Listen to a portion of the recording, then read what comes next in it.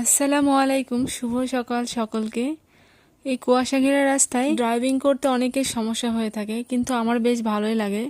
এরকম ফাঁকা রাস্তায় এবং শান্ত রাস্তায় লং ড্রাইভ করতে কিন্তু সবারই মনে চায়। আসলে ঢাকা শহরের যানজটপূর্ণ রাস্তায় গাড়ি চালাতে বেশি ভালো লাগে না, সব সময় গাড়ি এদিক ওদিক থেকে ঢুকে পড়ে।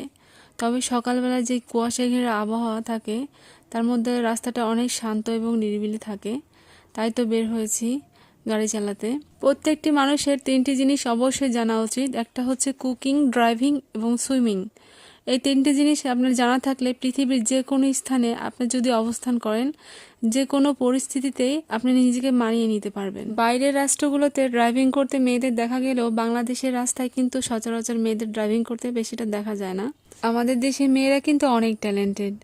তারা ঘর বাড়ি সামলিয়ে চাকরি বাকরি করে, তাছাড়া যে তাদের রান্নার প্রতিভা, এখন যে সোশ্যাল মিডিয়ার যুগে তারা রান্না দিয়ে অনেকটা এগিয়ে গেছে। সংসার এবং সন্তান সামলেও তারা এত ব্যস্ততার মাঝেও এই রান্নার চ্যানেল খুলে কিন্তু ইনকামও করতে পারছে। কিছুদিন আগেও এটা ভাবা যেত না যে কুকিং চ্যানেলে কুকিং কার্যক্রম দেখিয়েও ইনকাম করা যায়, কিন্তু এখন সম্ভব হয়েছে।